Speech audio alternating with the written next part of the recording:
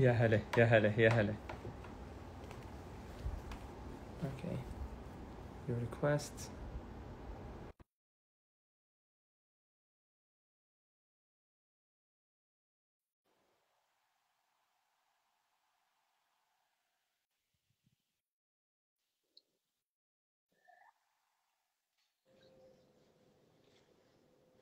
Hello, Hello. Celine. Hello, how are you? I'm very well, Hassan. How are you? You feel good?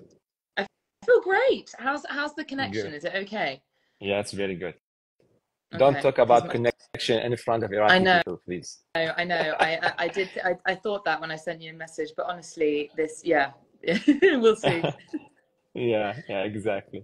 Let's wait for a Gosh, couple look how many of minutes. people are joining. Yeah, there's more coming. People are Wow. very excited for this one.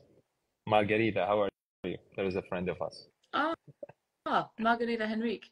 Yeah, Never met her before, but I can't believe you're watching. It's an she's a honor. great friend. She's a great friend, like you. How are you, Hassan? You had a good day? I'm good. I'm good, yeah. I'm having a good day. It's a very good day. It's It's a about to vacation get here. It's a better. Friday. Yeah, it's about to get better. Nice to find out with you. And you. Hope it's gonna be in real life very soon. I hope so. You never know. But you Yeah, sometimes, I find you can go years in this world without meeting someone in real life. I mean, I wonder for yeah. us how long it will be. But I'm always telling, like, the great thing about dentistry, like, it's bring people together from all around the world. Mm, Like, like few years ago, I wouldn't imagine like myself, like I have a friends from all around the world, from Brazil, from UK, from USA, from everywhere. But mm, because of dentistry now, I'm having all of these friends from all around. So it's a great mm. thing. It's another cause to make us love dentistry, you know? I couldn't agree more. I think it's absolutely incredible how connected it all is and how it's a beautiful thing. It's a really beautiful thing. We're very lucky to have this platform and use it for Yeah, good. yeah. So let me start. Like I told everyone, like I'll start with a case presentation, but at the last moment, I've changed my mind to share some basic part from dentistry, which is caries, the main concern of each dentist and the cause of our living, of course. So I will just give a brief talk about caries and some theories about it, the old one and the new recent one, just to correct some few things. Then the mic is yours after me. Okay? Okay. So, hello everyone. Uh, we will speak only English here because we have some people watching and from all around the world, and we have like our guest here, the queen of rubber dam, and also restorative, of course, the great friend Dr. Celine Hecton. Okay, she's my sister. Hecton and Hikmet are the same name, but in British it's Hecton. So, to talk about caries.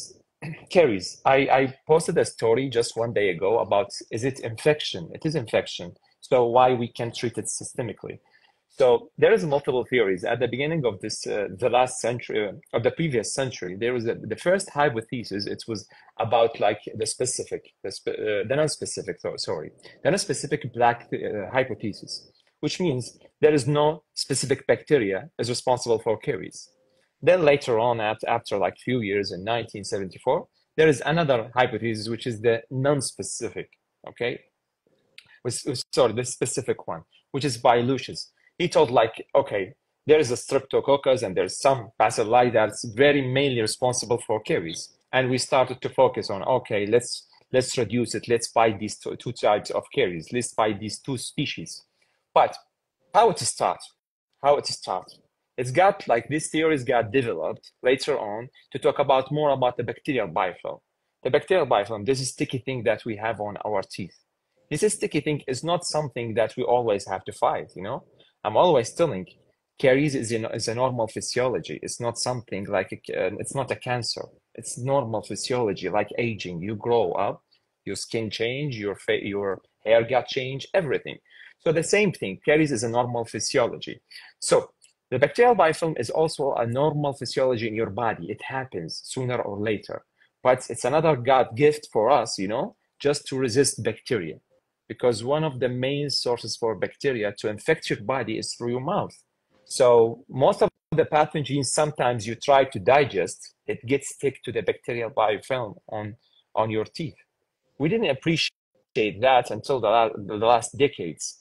Bacterial biofilm, it's something sticky also as a defense mechanism from bacterial pathogens, okay?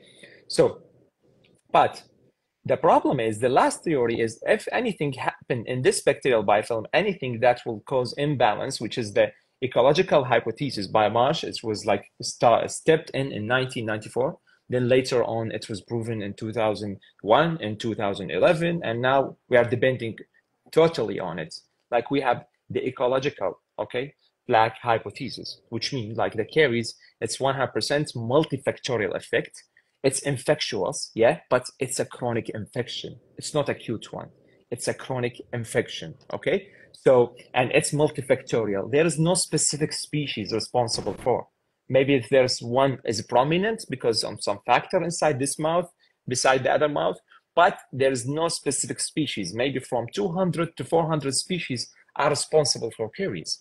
So the main cause for caries, it's a multifactorial, which causes the imbalance in this bacterial biofilm, okay? So any imbalance will happen in your system, in your natural system, inside in your mouth. That's what will cause caries.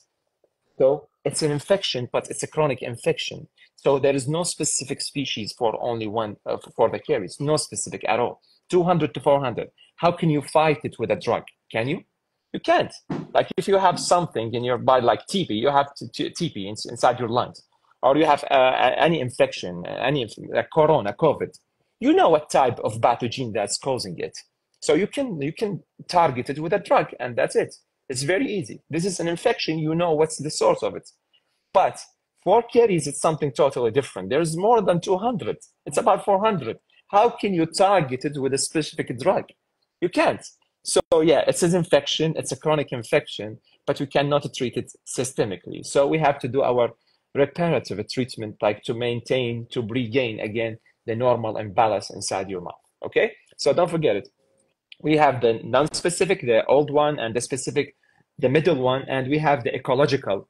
And you see the modern, okay, hypothesis supported the old one, which is non-specific. Got it? So as I always agree about what they say, old is gold.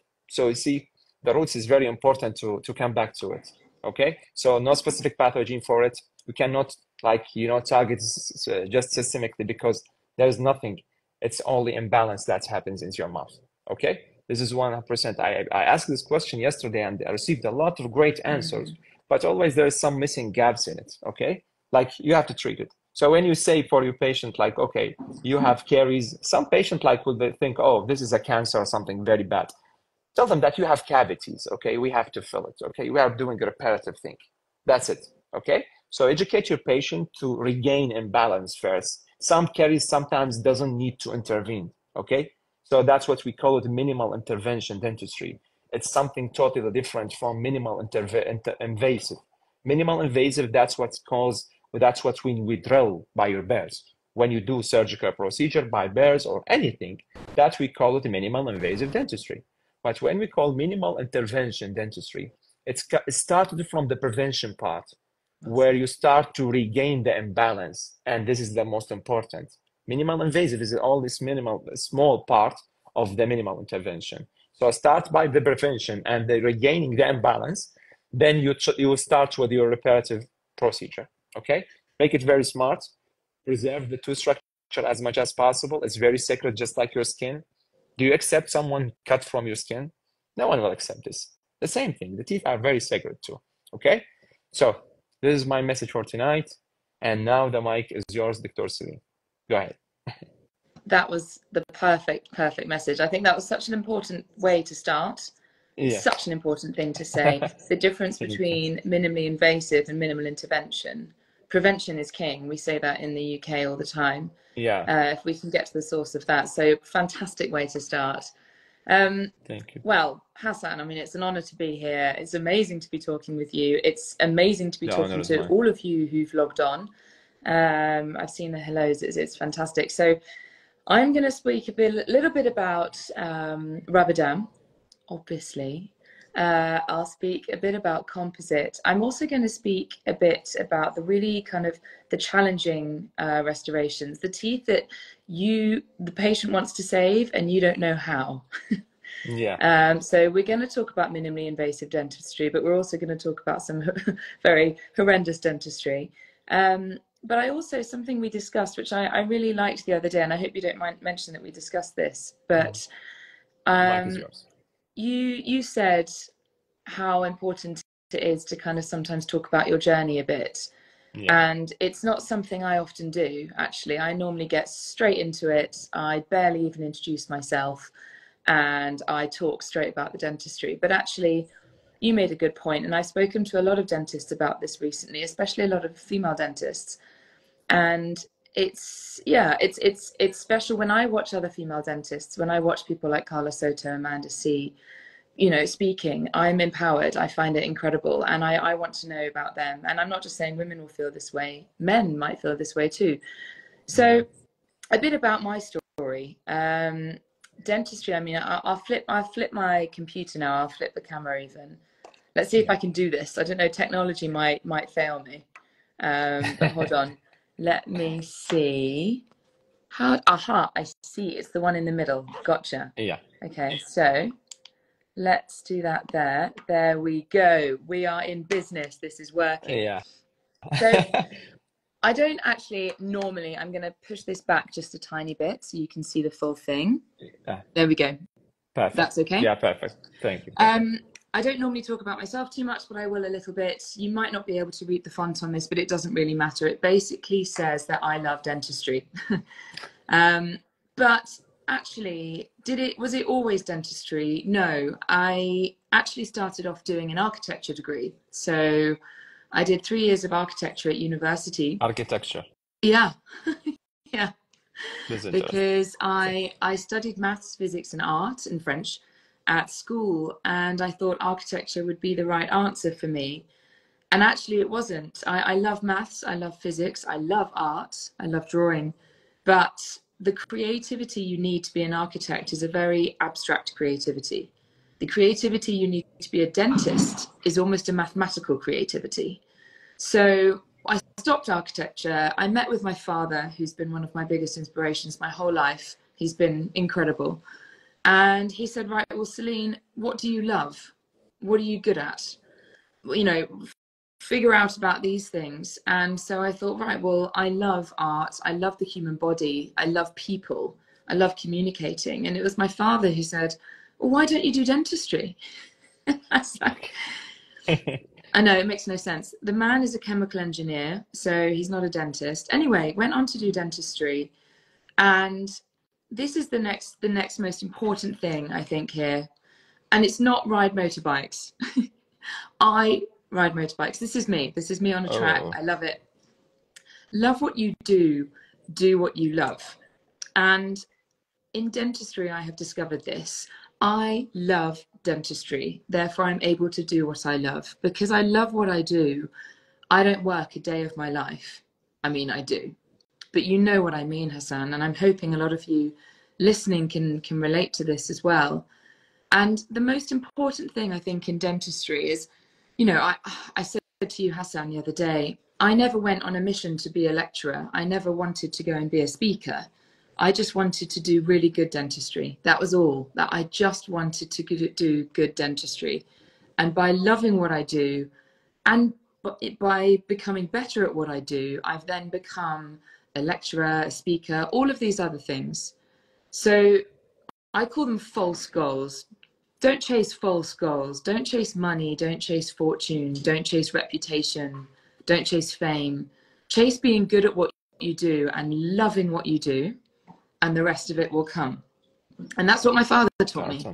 And I think this is the most true stuff. I never, 7 years ago when I qualified, I would never have imagined being in this position here, talking with you now. Yeah. Totally. And this is the next concept I'll talk about. Kaizen. I don't know if anyone has come across this. It's a Japanese principle, and it means, essentially, it stands for change good. And it means if you make lots of small little changes every single day for the better, you will improve in time. So if you make 1% improvement every single day, after 100 days, you've made 100% improvement. And Kaizen, it translates as be the best that you can be. It's every single time you do a case, every single time you place a matrix, every single time you prepare a cavity, every single time you place a clamp on a tooth. You don't say, oh, that's fine, that'll do. Oh no, that cavity, it's a bit sharp, or that matrix has a gap. You say, no, I need to be the best that I can be. Perfection is not attainable, but if you chase perfection, you can catch excellence. Yeah. And this is Kaizen. This is that mindset. All of this mindset, this will lead to success. This will lead to fortune. This will lead to reputation. All of these things that a lot of people, because we're human, we want, we like, but never chase these things. Dentistry. I think everyone will agree, dentistry is so difficult, right? Dentistry is not easy. All of these things, if you can read them, great. If you can't, I'll explain them. Your working environment, your attention to detail, magnification, photography, equipment, mindset, which is Kaizen, and time. All of these things, they are not dentistry, but we use them every single day. Let's get as good as we can at all of these things, and then the dentistry will come. The dentistry will become easier. We'll enjoy what we do more. We'll become better at what we do. We need to ask ourselves all the time, what are we trying to do? We must begin with the end in mind. Whether we are doing an extraction, whether we're doing a root canal, whether we're doing a composite, whether we're doing a full mouth reconstruction, whether we're placing a rubber dam, we need to be thinking, what am I trying to do? What should I use? And how can I do it? And finally, can I do it? It's important to work on the edge of our comfort zone. It's important to try new things, push ourselves. But it's also important to realize where we need to think, you know what? I'm going to refer this, or I can't do this root canal, or this filling is just too deep for my skill set. Maybe I'll refer to someone and ask them if I can shadow them, and then I can learn. But ultimately, we need to begin with the end in mind. If we do that, we can take on every single case with a process, with a procedure, with a recipe. And I'm not saying we follow the same recipe every single time. But if we begin with the end in mind, we can go through all the steps, the same steps every single time. We can join the dots.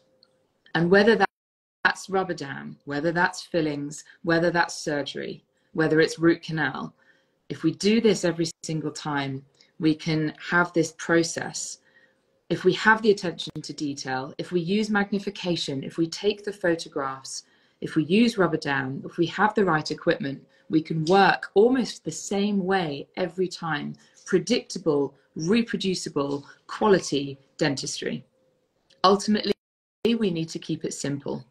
By joining these dots, by going through these stages, we can keep it simple.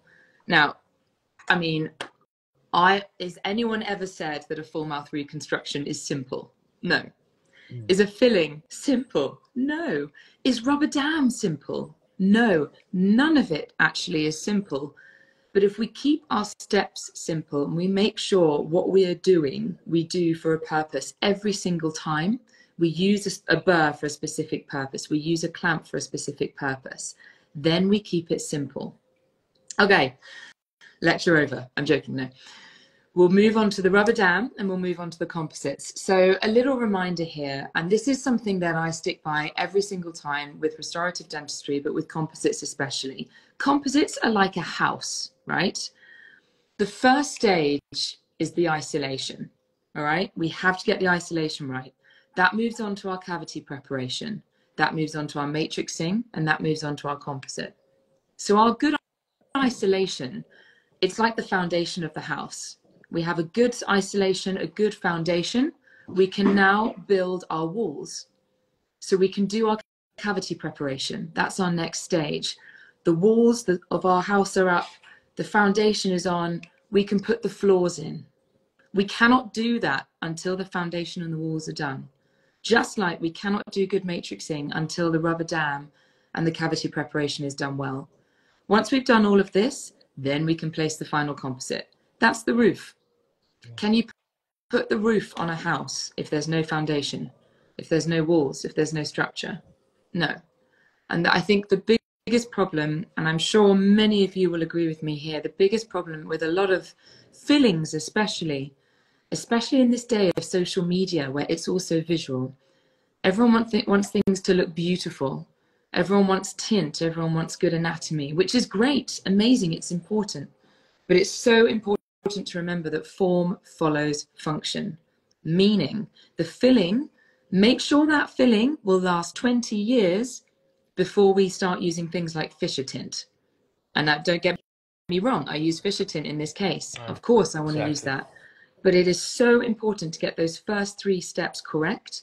And then actually the composite, you can just thumb it in. I'm joking, don't thumb it in. But that's the stage that a lot of people focus on. But the first 3, in my opinion, are the most important stages. So we'll talk about the isolation a little bit. Isolation, really, I mean, I have a 3-hour lecture on isolation. Not tonight, don't panic. You will go to sleep at some time. So I thought, right, I'm going to pick out the most important parts, for me, the fundamental aspects of isolation. And really the most important thing for me is the clamps. So we've got our different clamp shapes. We've got our different tips, our different bows. Some clamps are big, some clamps are small. I know it's quite a bright screen. I'll see if I can change my brightness, actually. Hold on.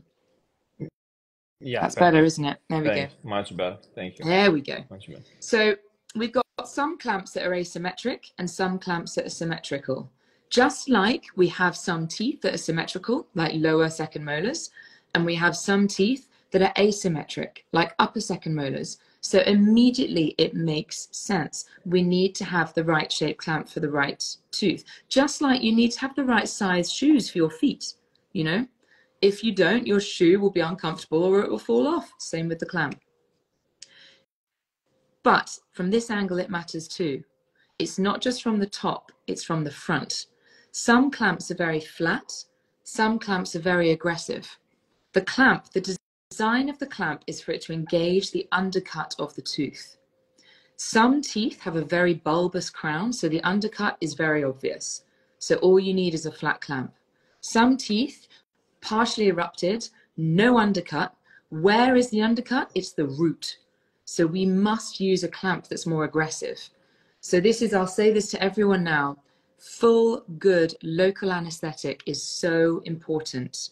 If you want your patient to fall asleep, if you want your patient to relax, if you want your patient to like you, which is very important, it's so important to get that patient numb right from the start. I always do palatal and I always do lingual infiltration if I'm not doing an ID block, always, because then the patient can relax.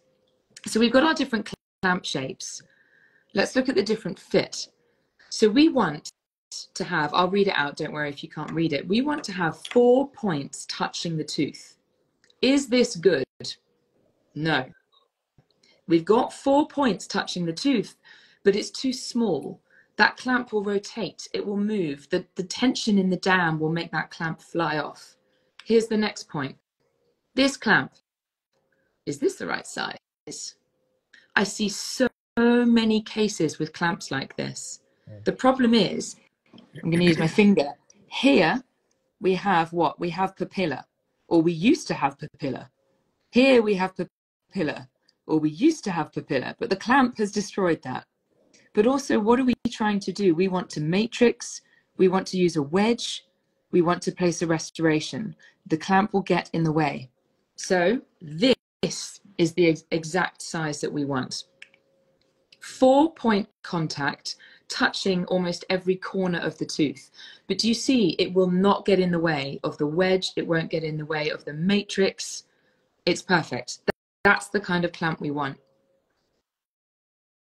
And with a clamp like that, we can then place our dam without it getting in the way. A lot of people ask, how do you place the matrix with the dam in the way? The dam always gets in the way. Not with a clamp like this. What we're aiming to do with our rubber dam And actually, I'm going to show you a video now. I'm hoping it comes through okay. But this is me placing the dam from start to finish. And I'll explain as I go. So we need to choose the right tooth. Always clamp the tooth behind the one you are working on, unless you're working on the last tooth. Why? Because we want the clamp to be out of the way. When we try the clamp on, did you see there? I pressed on the clamp.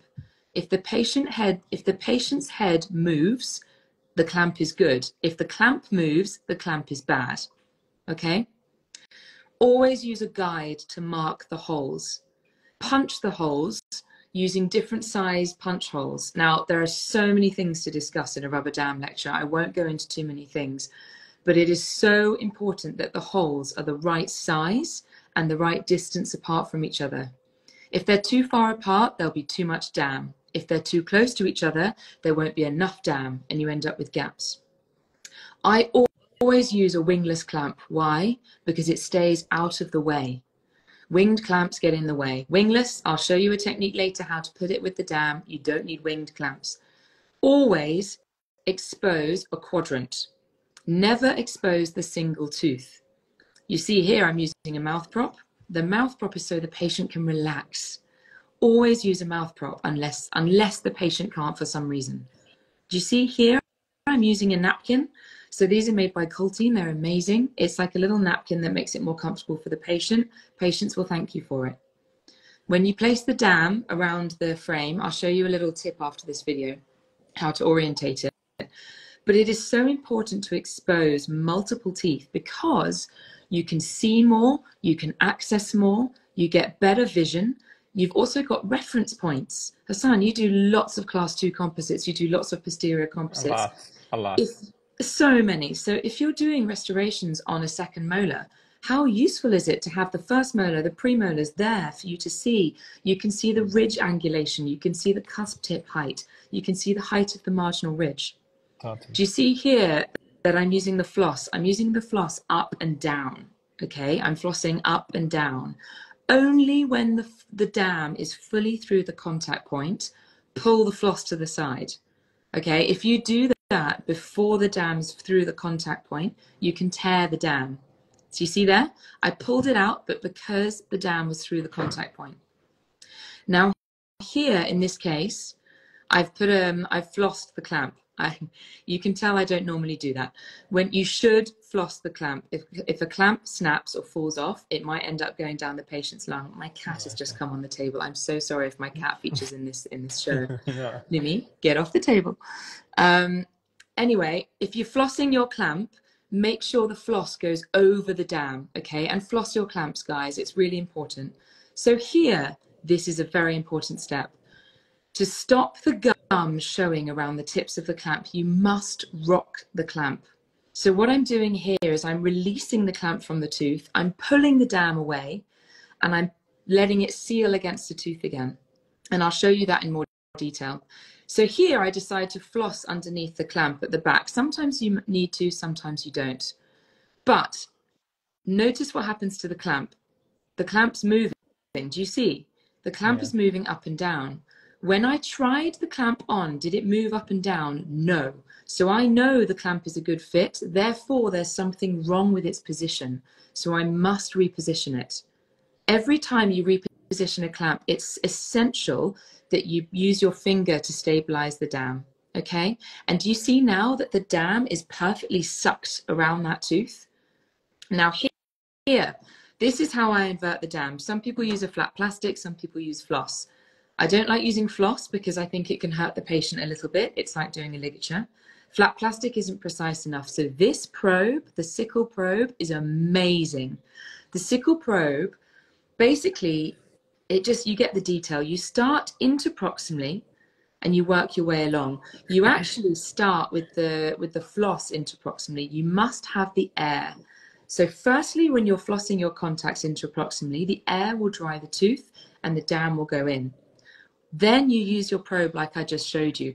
All you need to do with the probe is make sure it's touching the tooth perpendicular on the tooth. You're not stabbing the gum and you're guiding that dam round. And now you can see the process of how I call it everyday dam. This is how I get the dam on every single time, except for a few exceptions. But this technique, honestly, for root canal, even if I'm doing let's say I was just doing a restoration on the first molar, doing a occlusal restoration, I would still use this technique. I would still go up to the canine, because this way you have all of the access. A few little tips I'll show you now. This is an interesting case here just to see, actually. Do you see any clamps? No. Do you see any wedgets?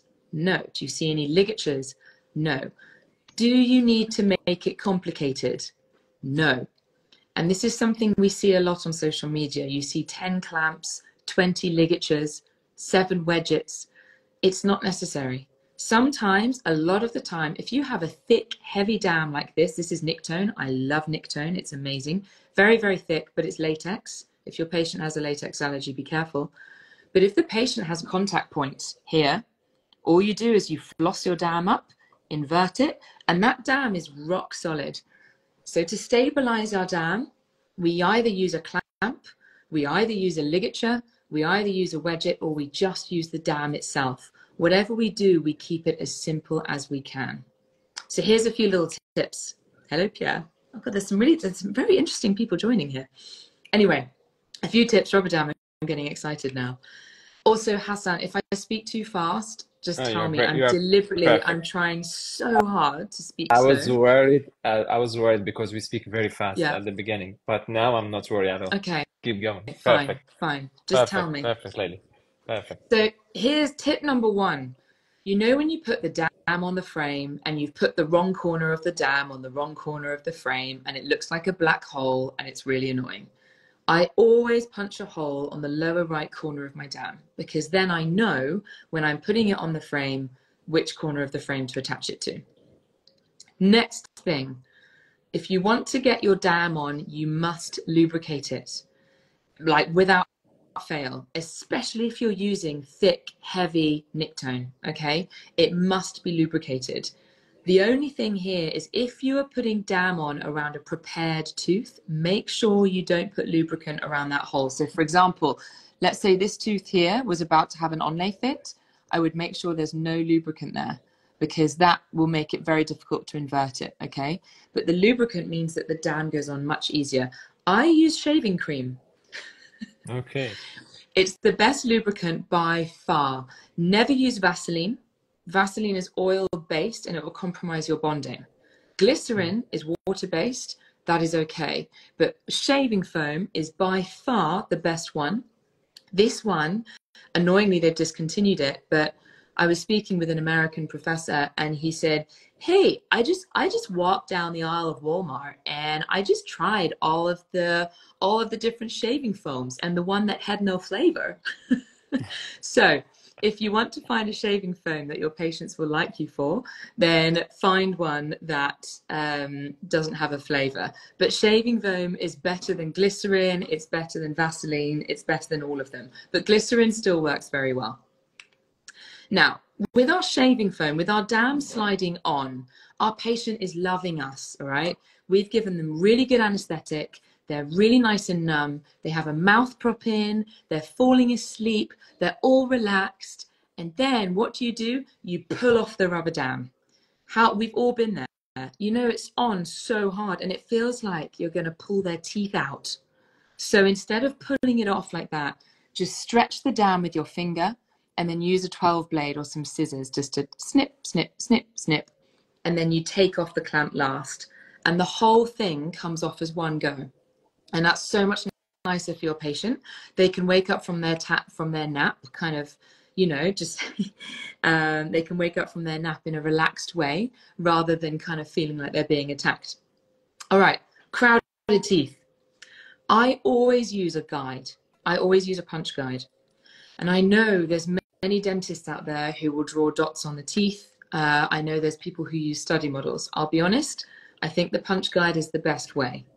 If you're drawing dots on the teeth, sometimes that will work with anteriors, sometimes. But if you're doing the back teeth, can you stretch the dam over your patient's mouth and then predictably and accurately draw dots on their third molar, their second molar, their first molar. No way.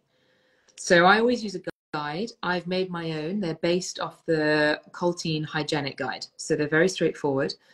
So with my guide, I always use my guide as it should be, except for when there's differences. So in this case here, when I'm doing a topical anesthetic on the patient, I'm looking in their mouth. Before I do the actual anesthetic, I always use topical. Make sure you dry the mucosa first. If the mucosa is not dry, it will not work. So dry the mucosa first, and then use your topical anesthetic. What are you doing, Hassan? You just turned into yoga. That's so good. So always, when I'm doing that, I'm looking at my teeth. And so here I can see that the premolar is lingually placed. So when I use my guide, what do? I draw one dot further towards the lingual. Okay. And it's always quite important here. When you've got crowding, this dot will move in, but these two dots here will also move closer together. So this takes practice, but it's just thinking where you're going to be moving your dots to. So you move your dots. I'll go back one. So those dots perfectly fit those teeth. And that's just the ideal solution. I wish I knew what everyone was saying. They're all laughing at you turning into Yoda, aren't they? I was trying to replay one of the comments, and suddenly it's flipped to you. It's so good. This is the way. This is the way. This is the way. Exactly. I'm a big Star Wars fan, so I'm totally cool. If you want to do the rest of the live as Yoda, then, we can do it. Next time it's gonna be Star Wars live. Oh, it's good. So, how annoying is it when we tear the dam? It happens. Normally, we're placing a restoration in the hardest part, a really horrible part of the mouth, a horrible restoration. There's an old amalgam. That is where the dam tears. So, always floss the teeth first. If it tears the floss, it will tear your dam. If we're not working on that area, place a wooden wedge between those two teeth when you're doing the anesthetic. By the time you place your dam on, there'll be a small gap there and you won't get a tear. If we're working on that area, what we can do is what I've done here is I've taken the dam that's meant to go here. I've looped it around the front. So it's around the mesial of this tooth here. I then take my burr. I've got another cat on the table. This is just too good. We'll see, Mishka, you stay away. I'll then take my burr, and that's when I cut open the cavity there. So here we go. We cut open the cavity, and then we loop it and place the dam back. And then the dam is perfectly untouched, no tears, no problems, okay? So I like to do it this way because then the patient already has the dam on. If you do the first stage with the dam off, there's lots of water, etc., etc. And if it's amalgam, patients don't like amalgam going down their throat. So I loop the dam around the next door tooth, cut the cavity, and then put the dam down, and it's untouched. I do it all the time. It works really well. So those are a few rubber dam tips. I have so many more tips for anyone who wants to know. There's loads of them on my Instagram page already. Message me if you've got questions. I always love answering questions. I do like it when people say hello, though. I think I was speaking to Hassan about this. I'm a real stickler for manners. And it's always nice when people kind of say hello in a message before going straight in with the question. But I do love answering questions because, Hassan, you'll agree with me on this. I've been helped by so many people on social media in the career so far. So it's an amazing position to be in, isn't it, now, when people send you a message and you think, you know what, maybe I can help here. So anyway, let's move on to the composites. So I'm going to start with two kind of straightforward cases, very simple cases, and then I've got a few more complicated cases. I'll probably go on for another 20 minutes. Is that okay, Hassan? It's okay. Yeah? The mic is yours. I don't think the people here have a problem. Yeah, do you want her to continue? Right. Yeah. Well, the numbers are still looking good, so I hope so. All right. Yeah. So standard case. One thing, look, I've clamped the tooth I'm working on. Why? Because I'm doing an occlusal, and I am sure that it's an occlusal. If you are not sure it will be an occlusal, clamp behind, because it is the most annoying thing when you're doing an occlusal and you think, oh no, it's actually a distal as well. And then you have to change the clamp, okay? So in this case, I've clamped it because I'm sure. So here's the initial. Here's the next stage, cavity preparation. In we go. So the reason I did the distal one, when you look at that first composite there, you think that doesn't look so bad. But when you look on the X-ray, it had a shadow underneath it, but it wasn't a sharp shadow. It was quite a diffuse shadow. So it was kind of a vague shadow. So when you see a line of shadow underneath a filling, if it's very distinct, then normally it's a liner or it's a radiolucent flowable, right? But if that shadow is quite like vague, then that's normally secondary caries. So whenever the more of these I see, the more of them I'm like, right. And you can see that filling there. It looks like it's got a bit of a shadow. So in we go. And you can see actually that is deep. I always use caries detector, always. So the reason I do this is not because I don't know how to remove caries, but I want help removing my caries. I'm sure many of you here who are listening drive cars, right? I remember when I learned to drive with no parking sensors. But then I started using parking sensors. I still know how to park a car, but by using the parking sensors, I can do it better, I can do it quicker, and I can do it safer. Caries dye is exactly the same thing. It shows us where we're leaving caries. Before I started to use it, I thought I was doing okay. I started using caries dye, and I was always leaving caries where? At the EDJ, just underneath the enamel. That was where I was leaving it. So caries dye every time. Use the pink one by Carrari. It's really pretty. So the pink caries dye here has allowed me now to clean an area. All of that is clean. You keep using the dye. So here I've used the dye. I drill. I remove around the edge, and then I use the dye again. And I keep using the dye again until I get something like this, where it's clean around the edge and I can see the pink on the top. I leave the pink there. The tooth is vital. There is no sign of pulp involvement. The patient is healthy. The patient is young. The tooth can repair itself. If we keep digging, we will end up in the nerve. Also, if we keep digging, we might not end up in the nerve, but what will we create? Heat, chemical introduction. So let's try and not dig too deep, clean very, very well, place our restoration around the edges, and then place our final restoration here. And this is using, by the way, this is GC, Genial Universal Injectable. So this is the composite a lot of people are now using for injection molding. And it's an amazing, amazing composite for occlusal anatomy, like you can see here as well. There are no straight lines in nature. Nothing better than using a flowable like this. Don't use any flowable. It has to be something like this because it's got very, very good fracture resistance and strength and low shrinkage. With the caries dye, I can see a question there, and it's a good one. It's really important that you don't try to remove it all, because then you defeat the point. You remove around the edge, and I'll show you with this paper. A lot of you will know this paper. It's 12 years old now, but it is really one of the kind of fundamental papers of biomimetic principles, okay? Take a photo if you want. So what this paper tells us is that we need to develop our way of removing caries. We've got different layers of the lesion. We've got the infected dentine, the affected dentine. These are all the different zones: translucent zone, turgid zone, semi-translucent zone. They've got very strange names. Anyway, the most important thing to remember is this layer of dentine right at the floor of the cavity, that is softer than this infected dentine here. So if we're going by tactile feedback, if we keep drilling until we think we've removed the caries, we will remove that dentine because that dentine is softer than the dentine in the cavity. Just like that's happened here, okay? So going by tactile feedback is not good enough. We must use something like a caries dye. What the caries dye will do is it will show us the infected area of the lesion. It will show us where the bacteria are in the lesion, okay? What we want to then do is remove 3 millimeters around the edges, okay? What that paper said is that if you bond to sound dentine and sound enamel, but you have some infected dentine left underneath, you will still get success in your restorations.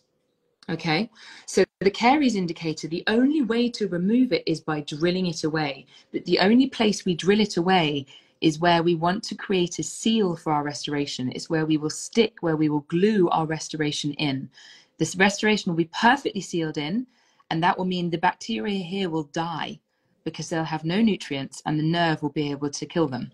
Okay, so the pink caries dye, do you see that bit there? That stays there because that stops us drilling too deep.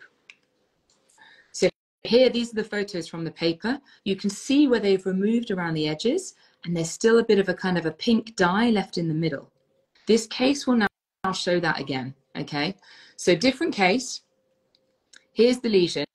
This is a case where I probably should have clamped the tooth behind. Why? Because the lesion is quite big. You never know. And actually there is a tiny crack on the distal. So I should have clamped the tooth behind, all right? Do as I say, not as I do. I'm joking. But we learn, right? This is why we take photographs. This is why we go through these cases, because every time you look at cases, you think, oh, I could have done that better. I could have improved on that. So here's our initial, here's our lesion. It was huge. Here's our caries dye. Oh my God, caries everywhere. Oh, we hear a cat in the background. So now... How many cats do you have? I have 2 cats. And I'll have to try and get them on the screen. They're Bengal cats, so they look like leopards. They're really cool cats. They're very sweet. Anyway, so you can see here, the caries dye is left in the middle, but you see around the edges, it's clean. Ignore Mishka. It's clean around the edges, and that's what we're aiming to do, okay? Mish, we can't do this the whole time. So now we use selective etch. This is my next mistake. There's different types of etch. Some etches are very runny, like water. Some etches are like Vaseline, they're like jelly. If you're going to do selective etching and you want to use a precise etch, you do not use this etch. Don't use the etch like water. Use the etch like jelly, because this etch goes everywhere, okay? So it's using the different things for the right purposes. So selective etch is done. And now we do our immediate dentine sealing in our resin coat. What this means, do you see here? You can still see the pink. You see the pink of the caries dye? We leave that there. It does not affect the adhesion, okay? So we leave that there. At this point, what we're doing, we've done our selective etching. The most important, one of the important things, we do before selective etching is air abrasion. You cannot do adhesive dentistry without air abrasion, okay? Because the most important, one of the most kind of significant causes of bond failure is biofilm. Etch does not remove biofilm. The only thing that removes biofilm is mechanical removal. Okay, so air abrasion first, then etch. Okay, now I do the dentine first. I like to use SE Bond by Carrare or SE Protect. So I use a self-etching primer, scrub it for 20 seconds. It is better to use a universal bond correctly than use a 2-bottle bond badly. Okay, so if you're going to use a 2-bottle bond, you must scrub the primer for 20 seconds on the dentine. If you don't do that, the bond will be weak. Then we air dry, then we apply our bond everywhere, and then we wick away the excess and we cure it. We then do 0.5 millimeter of flowable composite on the cavity floor, and we let that wait for 5 minutes. 5 minutes. The reason we do that is the bond to composite between dentine and composite gets stronger with time, okay? So if we don't wait and we put composite on that straight away, what happens to composite when we light cure it? It shrinks. So when that composite shrinks, it will crack up away from the cavity floor because the bond is not strong enough to dentine. But if we wait 5 minutes, when that composite shrinks, the bond to dentine will be strong enough and it will not crack. And your patient will not get sensitivity. You know, when your patient comes back and they're like, doctor, 20, or most of the time it's fine. And then like every now and then I bite on something like an almond and I get this sharp pain. It's not because the filling's high. It's not because you have a gap. It's because you have a bond failure on your cavity floor. So I didn't mean to go into that, but I got overexcited. Just a little bit of biomimetic principles there. So we've waited 5 minutes. I've then rebuilt the body of the composite with a fiber reinforced composite to kind of reduce the shrinkage stress. I place my enamel layer. This is with the fast modeling technique. This is actually, I think, one of the first cases I did the technique with, so it's not very good. Please don't judge my anatomy, Hassan. But no. I think It's important as well. Form follows function. This restoration will last. It will last well because it's bonded well. The anatomy could be much better for sure, but it could also be much worse. I'm not going to kick myself about it, you know. Another thing about using tints, the good thing about using tints is when you use them, you realize your mistakes. And I think actually a lot of people say, don't bother, patients don't want them. I get that. I get that as well. You know, let's not go too crazy with them. But by using tints, you kind of see, you learn so much quicker. And we keep it simple. So everything has a step. Everything has a different kind of place. Haha. Would we say this is simple? Okay. We're getting juicy now. Yeah. So this patient, this is a lower right second molar. This patient has really bad root caries. So he was an alcoholic. He drank apple juice. He's no longer an alcoholic now, but he drank apple juice basically all day, every day for 2 years. He also had a parotid gland blockage. So he had a stone in his salivary duct. So he had root caries everywhere. And these root caries, they were like donuts of root caries around each tooth, on the buccal, on the mesial, on the distal, on the lingual. Honestly, the hardest cases I've ever treated. But if you think about it, what else can you do? What are your options here? Your options here are 1, restore directly with composite. 2, restore indirectly. But if you restore that indirectly, how much tooth will you have to remove to crown that? That's like, imagine you're trying to like, you know, like look at your head, Hassan. I'm looking at your head right now. Your neck is very thin compared to your head, right? Yeah. Imagine if I was trying to put a crown on your neck. I'd have to remove basically your whole head. Yeah, exactly. And it's the same here. So we can't do indirect here, really, honestly, without removing too much tooth, or we remove the tooth. So actually, let's remove the caries. Let's try and do direct. And this is where rubber dam makes these things possible. I'll be honest, I did not know how I was going to do this. I had no clue, but I told the patient, I thought, let's give it a go. All right, in we go. I decided I need to use the ring flash because my twin flash just wasn't showing the cavity. So my rubber dam, I know that my clamp tip here, this is I'm using a W8A clamp by Hugh Freedy or Coltine, really good clamp. It goes down towards the root, so it engages low down. So it's really important that your clamp tip is engaging below the cavity. If it's in the cavity, you cannot restore this. If you cannot isolate this, you can't restore it, essentially, is the rule, okay? So it's in the right place. I can start removing decay. But you can only do this if you have the burrs with the long neck. Do you use those burrs, Hassan? Yeah. They're like... Yeah, I'm always using with the long neck. Oh I my don't use the one gosh. with short neck. I They're hate essential. Yeah. The long neck burrs for restorations like this is the only way. So using a long neck burr, and each time I'm protecting the tooth, I'm protecting the dam, sorry, with a sectional matrix. So I'm putting the sectional matrix down the back to protect it, because if you think you might drill the dam, use a matrix, use a wedge, use an instrument, use something to protect it from your drill, okay? Because if you break your dam at this point, oh my God, it's a nightmare, okay? So use the matrix to protect it. And here, this is a different angle. This is using the mirror, so you can kind of see this is coming around the back. This is the distal of the tooth, so the cavity extends all the way around. I'd already done the lingual, so we did, this is the distobuccal. So at this point, I'm thinking, okay, I've got it clean.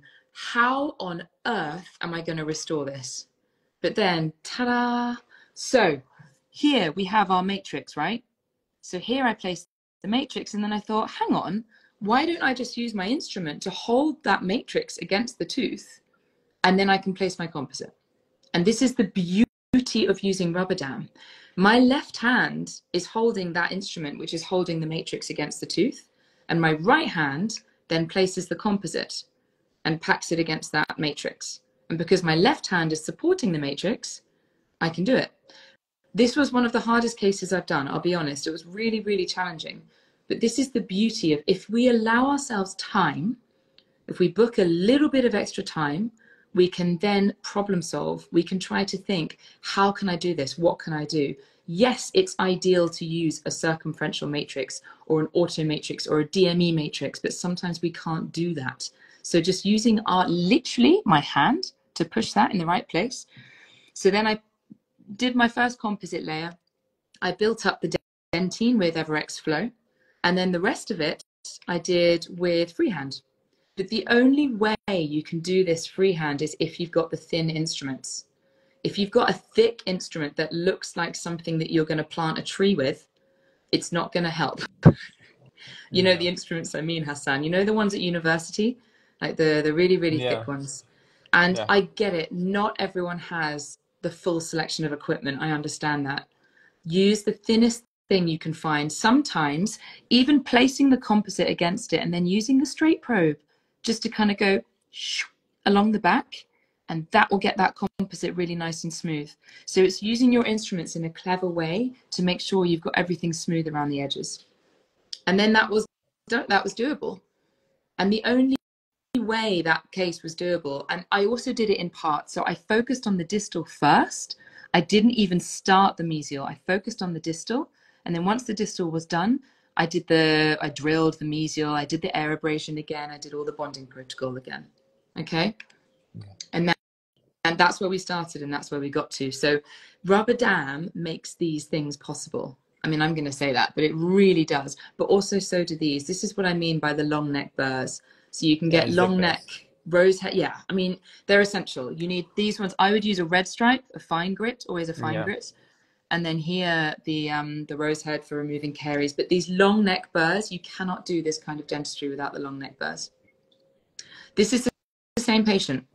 It's not as difficult because obviously I can use different clamps here, but this is just to show that you sometimes need to do these things in stages. So at this point, I'm thinking, right, I'm just going to focus on the distal, basically get the distal done. And when isolation goes, this is quite routine, really, because now we've clamped the tooth behind, we're using an accessory clamp, and we can expose our lesion.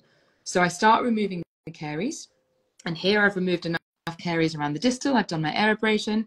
And again, using the right instrument, we can do that freehand. We can go in with thin instruments and pack our composite, but we need to have, I mean, I was doing these with 8.8 magnification loupes and very fine instruments. So you need to have good magnification, microscope if you can, and really good instruments. At this point, we can place our composite, and then I'm like, cool, let's do the mesial. So on we go with the mesial, we place a different retraction clamp, and this is the beauty of rubber dam, right? Is let's talk about bond for a second. With bond, you have to follow the instructions. You use prime, then bond, and you do it by the instructions. You can't just suddenly change it. With rubber dam, you can use your brain. You can think. You can stop and think, what do I need to do here? What am I trying to achieve? What instrument can I use? What clamp can I use? So in this case, I tried to place this clamp the other way, but it just wasn't working. It wasn't engaging the right part, so I placed the clamp backwards. And it gave me the area that I needed to then restore that side bit, but it didn't retract the front enough. So then what did I do? Well, then I changed the position of it. So I moved it from backwards, I moved it that way. So now I've changed the direction of it. And now the clamp is exposing the front there. So at that point, I could then restore the front of the tooth. So the caries around the whole of that buccal surface needed 3 different clamp positions, but it's possible. And this is it, root caries. Do you get a lot of root caries in Iraq? Yeah, we have it. Yeah. Because bad oral hygiene control, this is the problem. Exactly. It's so difficult to treat. There's I don't know if you have GC tooth mousse. It's amazing. I give that to all my patients who have root caries. It's the same as blue mousse, I think. It basically releases calcium phosphate and it like stops root caries. It's brilliant. Prevention is brilliant. But with cases like this, some people might look at this and go, this is ridiculous, this is stupid, I'm not going to do these kind of cases. But actually, if you don't treat this root caries, this patient will be losing 3 teeth. So this is the beauty of the rubber dam, is you can use it in a way to do those things. But ultimately, with any of cases like this, we just need to give ourselves the time. We need to give ourselves the time to problem solve. So this case here, I love this photo. You might not be able to see it on the screen, but you can actually see through the cavity at the back to the dam. You can see the blue of the dam. And in a case like this, for example, instead of using the matrix to protect the dam, I actually use the tooth itself. So do all of the cavity preparation, remove all of the all of the caries, and then the last thing you remove is the wall. And then you place the restoration. I'm afraid I don't have the matrixing shot in this one. It was years ago I did this case. And Hassan, as you know, with cases like this, the worst thing to do is taking the photographs. Yeah. Because you are taking 20 minutes to get a matrix in. Yeah. But the most important thing with these cases, I love this quote, the two most valuable warriors are patience and time. With cases like this, we must have patience and we must give ourselves time and we must follow the protocols. We must join the dots. We must keep it simple. This is the last case. Do you guys, are you happy for me to continue for another 10 minutes? Sorry, I'm taking longer. Carry on. Carry on. The last case, and then I'll say the stops. So, buccally placed molars. These can be very, very challenging. Challenging to isolate, challenging to restore. So let's have a look first. Isolation considerations. Okay. The problem with the upper third molars is the ramus of the mandible gets in the way. So when the patient opens, everything gets in the way and you can't clamp it. So what we need to do is we need to get our patient to open in a way that opens up that side, okay? So we need to I always say to the patient, open your mouth halfway and move your jaw to the side like a cow. Pretend to be a cow. And then I tell the patient, if I can get a clamp on your tooth in that position, then it means that I can restore it. Okay, so that's the first thing. But the second thing is to place your rubber dam like this, because sometimes there is no space to place that dam around the bow of the clamp. So what we're looking to do, I'll show you a video. So here's our dam. I've drawn my dots. I'll see if I can bring this a bit closer. Okay. You can see that a bit better now, I think. Yeah, much better. Yeah. So I've drawn my dots. I've used my guide. This isn't the clamp I would normally use, by the way. I'd use a smaller clamp for a third molar, but I line it up so I know where I'm going to put it. The aim of the game here is to lubricate the underside. I haven't done that here, but always lubricate it first. And I push the bow of the clamp up through the underside of the dam, okay? Really important, you just push the bow and you also make the hole big enough, all right? So now we've got our dam and it's just the bow that is kind of pushed up through. Now we pull the dam back over the bow and it's almost like Superman's cape. You hear people calling this the parachute technique. There's lots of different names. But at this point now, I can get my forceps and I can just place them on my clamp like normal. And this is how I'm going to place it. I'm going to place everything together all in one go, because now my dam is attached to my clamp already and I don't need to get it over the bow. All right. And that's the Superman technique. I use that for upper second molars, upper third molars all the time. But something that is so important is try your clamp quite a few times. Try it once, twice, 3 times, 4 times, 5 times, really getting used to how it feels when you place it on the tooth. Because you're going to be working blind. You're not going to be able to see very well because you have all that dam in the way. This is why I like wingless. When you place a wingless clamp without the dam, you can see. But when you place it with the dam, you can't see very well. So practice a few times without the dam. And then you'll see on this video, I'm placing the clamp and the dam together. This is on a lower tooth just for the video, but you can see how you do it. So you place the clamp as normal, and now your dam is already attached to the bow. And then you just continue as normal. So then you just place it over the teeth like normal. Okay. And I use this technique a lot.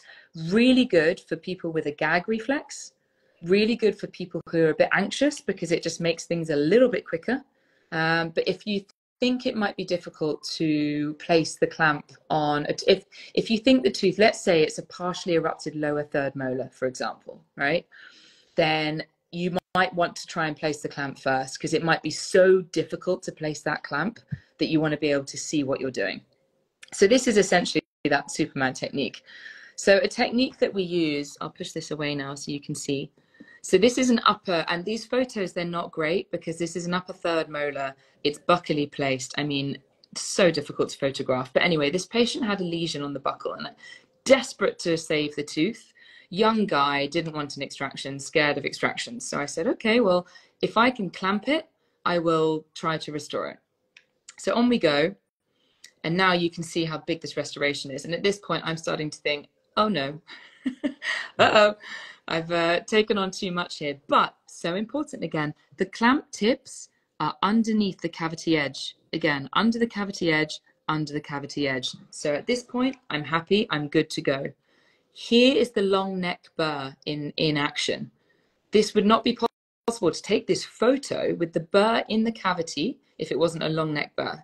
Impossible. So the long neck burr makes this restoration possible.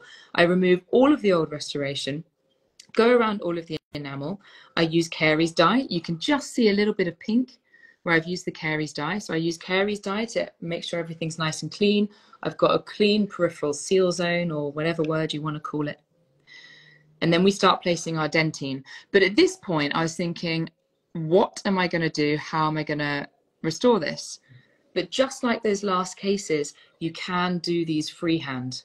I know that sounds crazy, but the only time we really need to use a matrix is when we're restoring an interproximal restoration, because we need it to push against the adjacent tooth. But if we are restoring a buccal or a last standing molar distal or an anterior, or whatever, where we don't need to replace a contact point, we don't technically need to use a matrix, but we must use the right instruments, the right techniques, the right magnification. And these cases are not easy. I've made so many mistakes on cases like this where there's been excess ledges, but often when there is excess, it doesn't matter so much, because what can you use? You can use your number 12 scalpel blade, you can use a Profin removing instrument, you can use an ultrasonic scaler with a diamond tip. There are so many things you can use to clean up the edges of your restoration. So here's our dentine layer going in, and then here's the composite that was just layered on freehand, again, using fine instruments, brushes, modeling resin, everything, just to make sure it was as smooth as possible, essentially. And cases like this, they're not fun, and they're not, they've taken time to get better at. The first deep margin elevation I did took me hours. The first one of these I did took me hours. Still now, I do so many cases like this, and I think that's not good enough, or that seal wasn't good enough, or there's an edge there. We all do it, don't we, Hassan? Like, you know, this is the danger of Instagram, is you see all of these beautiful cases. I love, someone's just made a comment, if you can clamp it, you can restore it. Yes, hallelujah. That is the comment. But so many cases on Instagram, you see these beautiful cases that look perfect. Honestly, trust me, behind every success, there's at least 10 failures. All right. A failure is only a failure if you stop at that point. Otherwise, failures are just paving stones in the pathway to success. So all of these cases, it's all about trying out what we can do. It's all about following these different steps, going through these different kind of protocols each time. Good isolation, good cavity preparation, good matrixing, good restoration. Joining those dots, having that reproducible technique, having that kind of system in place. So when you work with your assistant, they're just passing instruments to you without you even having to ask for it. Having that mindset to be the best that you can be, always engaging, always thinking Kaizen, always thinking 1%, I'm going to get better each time. But ultimately, each time, by joining these dots, by following these steps, actually we're keeping this dentistry as simple as we can possibly keep it. And that really is the aim. That's what we're trying to achieve. So thank you, everyone, for listening. I'll flip the camera back. I mean, it's like midnight for you guys, isn't it now? So no, it's okay. It's Ramadan here. Everyone is staying at late night. Okay, fine. I don't feel so bad, but hold on. Let me just, there we go. Obviously, I've got a ring light in front of my face so I can look better. But I just needed to make sure that was set up. Me too. I'm using the same thing. There we go. Oh, but saying that, I was like that on the camera. Thank you so much. Thank you so much, my friend. Thank you so much. You did a great job. A very nice presentation. I like the intro so much. The information, everything is beautiful. for the rubber dam technique, the second one that you mentioned, which is the parachute or the support technique, you know, I'm using this every day. I'm using this in every case. I'm always depending on this. Even though like my assistant knows how to apply rubber dam, but we always do this like this spontaneously, like every day, using a winged clamp, putting the sheet on the clamp, and one shot, place it, reflect it, and that's it. It's very easy. It's very easy. Of course, as you mentioned, there's nothing easy at the beginning. Everything is difficult when you try it for the first time, just like your first anesthesia and dentistry. You will shaking, you will be afraid of it, or you like the first extraction. But day after day, like it's a habitual sequence. It's a habit. It's a habit you do it. For sure, it becomes a muscle memory, and that's the thing with the parachute technique is, like I said, it's important you practice it quite a few times. And you have the right instruments. I use the Q3D RDF4 forceps. Doesn't matter what brand your forceps are, as long as they're really strong. They're a really good strong alloy, so that you can feel your clamp. So you can almost do it blind. But that's the only time most of the time that I don't like to use it is if it's a really difficult tooth to clamp. If I need to be able to see what I'm doing so much. And the more you practice, the more you can use it, which is why Hassan can use it every time, because he's a genius. No, I'm not a genius. We get silly sometimes. Sometimes. So I have just a few things. Like you mentioned a lot of great, interesting things. I like this kind of lecture because, you know, I'm always telling, giving a presentation, sometimes it's not about giving knowledge, it's giving experience and giving passion to someone. Sometimes you say a phrase or you say a simple word that can possibly change someone's life for the future. Okay, maybe some of the people that are here like now, they are having new goals in their life after watching this presentation. So like to facilitate all these things, you mentioned a lot. You mentioned a lot of phrases, a lot of question mark. You put a lot of things. But one of the things that really attracted me, like you mentioned, like the good environment or work environment, you know, you mentioned that at the beginning. Really, I really like to mention this because this thing, like the work of environment, a healthy environment to apply your work or to practice on. Like you love your clinic, you love your team. If you are within the team or if you are working with a partner, please be careful about picking these things, you know? It's just like, believe me, like a partner is just like a marriage thing. If you pick the correct person, like a relationship, everything will go well. If you pick someone that is not very well, everything will fail at the end. Good environment will give you the energy, like every day to wake up and to go to clinic to work. This is the thing. And rubber dam, of course, it's a basic zone in dentistry. I can definitely make sure, can say like, no rubber dam, no dentistry, 100%. No dentistry at all. You cannot apply anything with a high quality. You cannot be like anyone, and like anyone you are seeing. And again, you said something, don't be fascinated by a very beautiful picture on Instagram. Yeah, this is very true. You know, we are doing cases that's very beautiful, but they don't know how much time we failed. You mentioned 10, I will say 100 maybe. We failed 100 times. And we are still failing. We are still failing until now. And we are not afraid to share our fails because you know, fails at were made what made us. This is our background. This is our background, you know, this is our treasure of knowledge. It came from failures. So don't be afraid to fail, but be afraid not to say I failed. You have to say I failed. Be afraid to give up. Yeah, say I failed. I failed. I need to learn. That's what.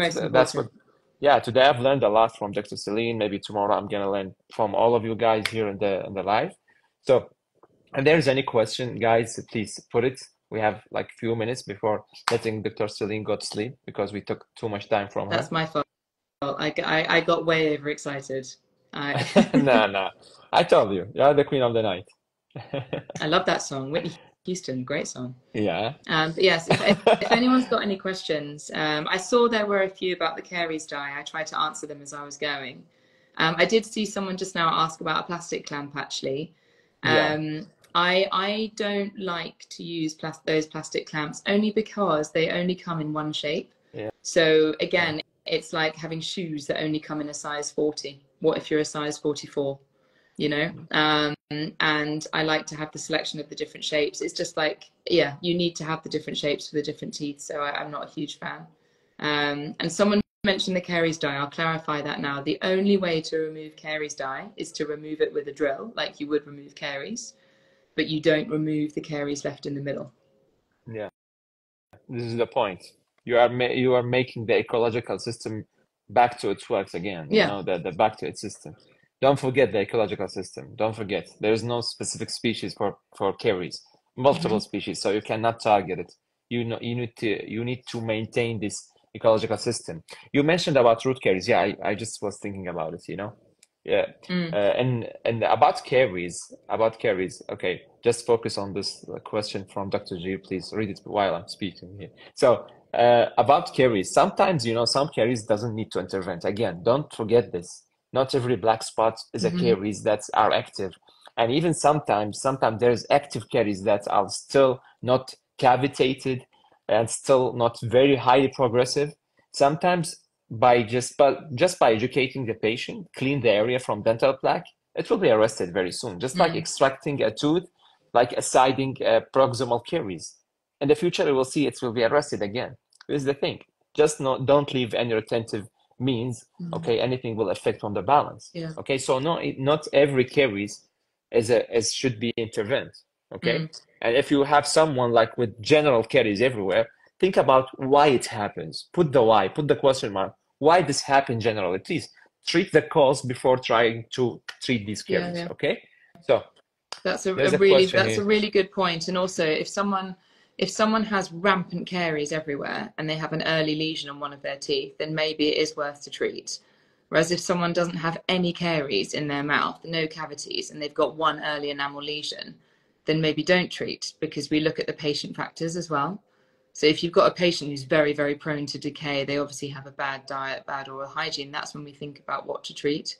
We don't just treat everything we see. I often say to my patients, if it's the first time I've seen them at a new patient exam, if they have an early lesion that I can see just in enamel on x-rays, I'll tell them, but I'll say, look, this is the first time I've seen you. That might have been like that for 20 years. So I'm going to monitor it clinically and with x-rays. And if there's any doubt, then we'll do a restoration. But if not, then no problem. There's a question, Celine. Would you remove from Prof. Gir? Prof. Gir is a close friend of mine. He's a great lecturer also. Prof. Gir is asking, would you remove a sound tooth structure for the sake of visibility? Unnecessary tooth removal, just... Absolutely, because the alternative is extraction. So I always say to a patient, when I'm doing a last standing molar, like the distal of the last tooth, I always say, if I could drill through the back of your head, I would, but I can't. I have to drill through your mouth. So I have to remove a bit more tooth so I can access the lesion. If you cannot see properly what you're doing, then you won't be able to clean it properly, and then it won't be a success. So I always actually tell the patient I will be removing more tooth. I try and avoid it. If I think I have to remove so much tooth that they might need a root canal and other things, then maybe that's when you're considering extraction and implant or something like that. Because actually by the time they've spent all the time, the money, the treatment, Yeah, this is the thing. In some cases, like back-to-back class 2, we have to, like if it's like proximal caries that are not cavitated yet, we have to drill through one. That's 100%. The other one, if it's like initial, maybe you can make a slit cavity, maintaining the ridge if it's still supported. So the same thing. We sacred the tooth structure, but at the end we need to make visibility and to remove anything and support Definitely. it. So especially if the alternative is losing the tooth, if it's an early lesion and you think, oh, I'll drill through the tooth to get to that, no, wait, because it might not need it.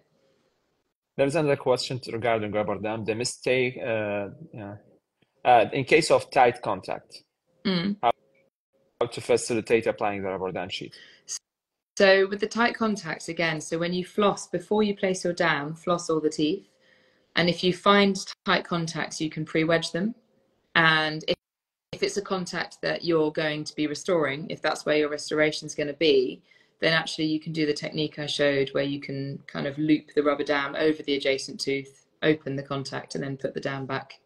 But checking pre-flossing before you place your dam is so essential, because you'll be able to see which contacts are tight and which ones are going to shred, which ones are going to rip your dam. Totally agree. There is another question here. You mentioned like the sheet of rubber dam. You prefer Necton, right? Yeah, most of the time. If I'm not working in, if the soft tissues don't matter, so if it's like an occlusal or a class, like an easy class edge bonding or something, then I use a slightly thinner dam. I still use a heavy dam, but I use an isodam, which is a nitrile.